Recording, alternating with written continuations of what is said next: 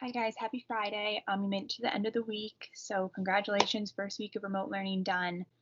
Today's a more of our self-guided day, so we're not going to be live with you, but we are posting these videos to help you through your assignment for today. So please watch the full video. If you feel like skipping ahead through the review from yesterday, that's okay, but at the end of the video, especially today, I'm posting information about the assignment and an example to help you. So it's not extremely long video. I recommend just watching it because I think a lot of the questions you may have, I might answer in this video. With that being said, I'm still going to be available during school hours today if you need help. You can reach out through my email. You can reach out on Teams. If you have Remind set up, you can do it that way as well. But please watch the full video and use your resources before needing to ask any questions. But again, I am available. That's what I'm here for. So with that being said, read through the directions, check the link at the top of our Teams page for my YouTube channel, the link to that, because it'll have the videos from earlier this week too. So yesterday's video, a Nearpod on Freytag's pyramid, will be listed on that YouTube channel. So if you're really feeling confused and lost or you weren't here yesterday, you can go back to that video and watch it so you have a better understanding of what you should be doing.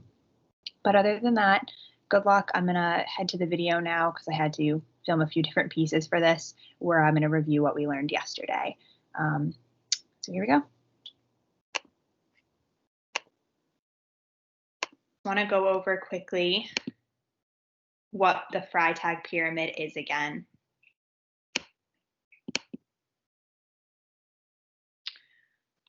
So Freytag's pyramid involved the 7 structures that outline the steps of storytelling. And not to confuse you, but sometimes there are 6. The denouement is sometimes not there, is just referred to as the resolution. So 6 or 7, depending on what you're looking at.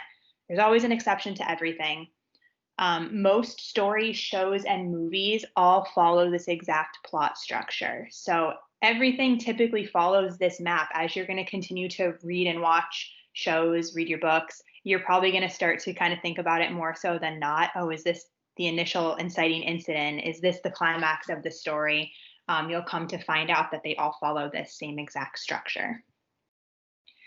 So just a quick review, I do want to go through the steps of the pyramid again.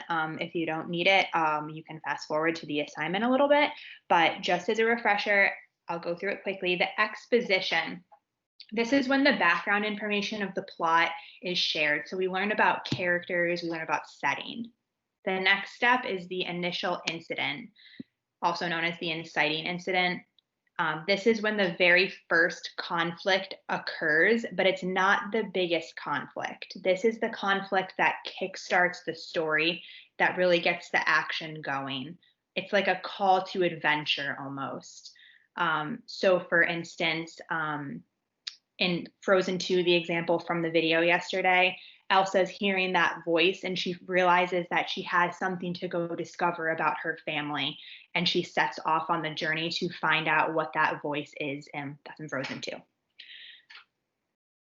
Then next is the rising action. It's usually about 3 to 5, of course, there can be exceptions, but 3 to 5 major events that add suspense or tension to the plot. So building up to the climax. It's usually occurring while they're on their journey. They might face different conflicts along the way, leading up to the climax at the very top of the mountain here. The climax is the most suspenseful part of the plot. It's usually the turning point for the protagonist. They might learn new information. They might realize something about themselves. In Disney movies, I always say this is sometimes when a sad song starts playing and they realize someone's done something to betray them, or they think they're not able to defeat so-and-so. It's pretty much the biggest turning point of the movie or the book. Then the falling action. It's 3 or so events, again, could be more, could be less, that start to unravel as the conflict between the protagonist and the antagonist come to the resolution. So we faced the biggest issue in the story, and now we're starting to come down from that, and it's starting to be resolved. Things are starting to go back into place to come to the resolution at the very end, which is where the conflict is resolved, and we discover that the protagonist either achieved their goal or not. Again, I keep saying it, but in Disney movies, this is the happy ending where peace is restored. In some movies, it could still be a cliffhanger, but usually the conflict of that story has been resolved and completed, and people's loose ends are tied up, and they return to their normal lives or their normal worlds. And again, sometimes there is that extra step, the denouement. It can also be referred to as the resolution. This is really that tying up of everybody's storyline, even the secondary characters as well.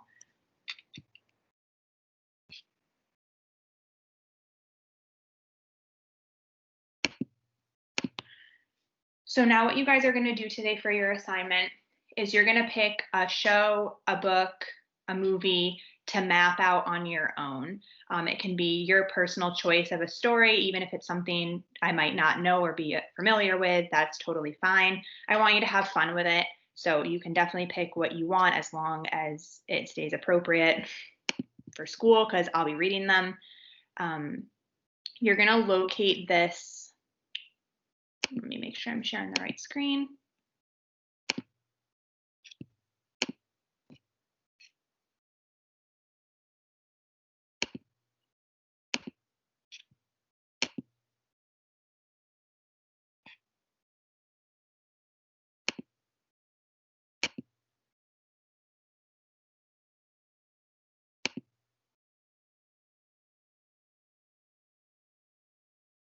To look at. So assignments, create your own plot line.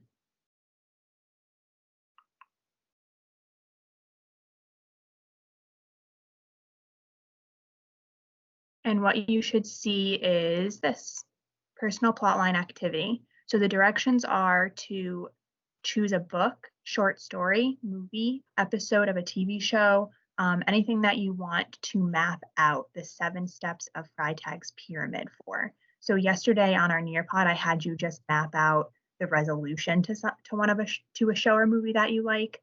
But today I'm asking you to map out the entire story. Again, that doesn't mean you tell me an entire summary of what happened in Frozen or Little Mermaid or Avengers or whatever it might be. You're just plotting out the steps, the 7 steps. You're going to use this video now, 2 examples that I'm going to show you that I've attached as well, and any notes on plotline to help you.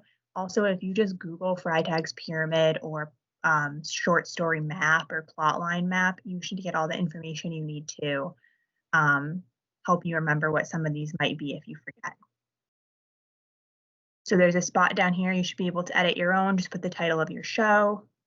The only time I'm allowing you to not use a complete sentence is if when you list off the setting, characters, background information for exposition.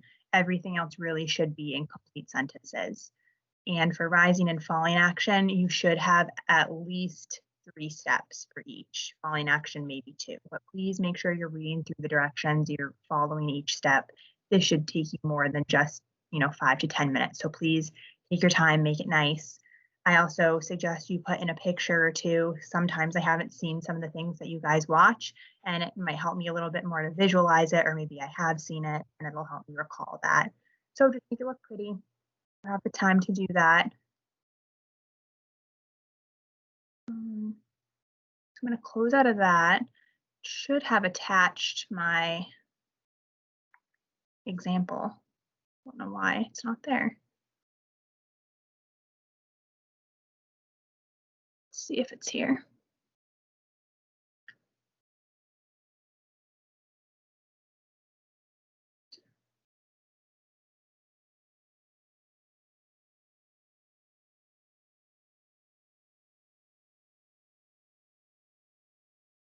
Okay, so you should also be able to access this document. You can't edit, but with the assignment, you're also going to see an exemplar, which are just examples that I've created for you to see. So I've filled in this exact handout myself for 2 different things. Hopefully you guys know at least one of these, if not both, just because I think it'll help you more to be able to see exactly what I'm expecting. So I'll walk you through one of them. I did The Lion King, and I also did The Hunger Games below. So I went through, I included a picture because who doesn't love pictures, especially of cute little Simba, Timon and Pumbaa. Okay, anyway. So setting, characters, background information. Please just take the time to fill it all in so I know you know what you're talking about. Then I did the inciting incident. What kickstarted the story was that Stampede killing Mufasa.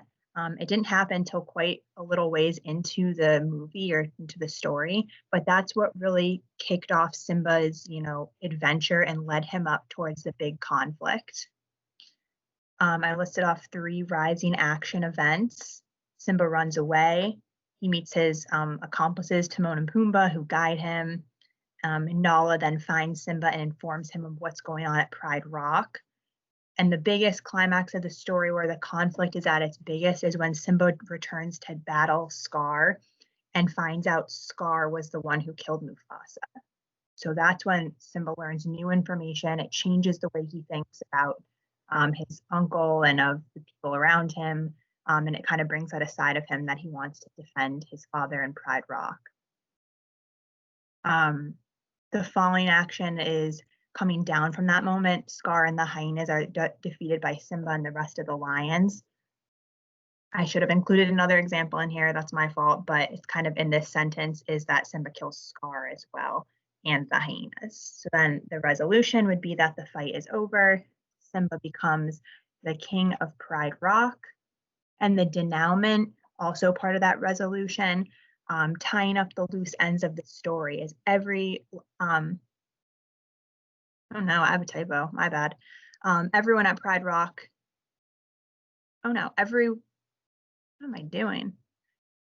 Everyone lives at Pride Rock together peacefully. Sorry, ignore your English teacher's typo because must be a little crazy from looking at my computer screen all day. So everyone lives at Pride Rock together peacefully. Simba and Nala are married and are seen presenting their newborn cub to the pride. So it ties up the loose ends for the other characters as well. I'm not going to read through this example because I'll let you guys look through it on your own, but I also did book 1 of the Hunger Games. Same sort of thing. This one had a lot of rising actions in it. Sometimes there's more, sometimes there's less, but just be thorough. Do not rush through it because you have plenty of time, and why not? Make it nice, make it fun. I'm also going to say, please try not, or just in general, please don't use the same examples that I've used. Pick 2 of your own or 1 of your own stories to chart. If you want to do the Hunger Games, I just ask that you pick book 2 or 3 or the 4th movie. You get what I'm saying. And then that should be it for today. I will be around if you guys need help. I'll have posted at this point my email, my Google number for you to reach me at, and you can reach me through the Remind app too. So if you're really struggling or you have questions, please don't hesitate to reach out, but also don't forget, read through the directions, use your resources, talk to each other if you need to, if you're feeling confused, but I'm still here to help you even though we're not live today. And the last thing I want to remind you of is that questionnaire does need to be completed. I showed most of you earlier in the week and then talked about it again today. It's listed under assignments and it should really take you about 10 minutes. I think a lot of you have already finished it, but that will be due today. So the 2 things that are going to go on PowerSchool are the questionnaire and the personal plot line or plot your own story. Do not worry about the Mike's New Car formative. That's for next week. And then I hope you guys have a great weekend. Again, don't hesitate to reach out. And it's been a great first week of remote learning. So I'm excited for the rest of the year. And yeah, have at it. See you guys later.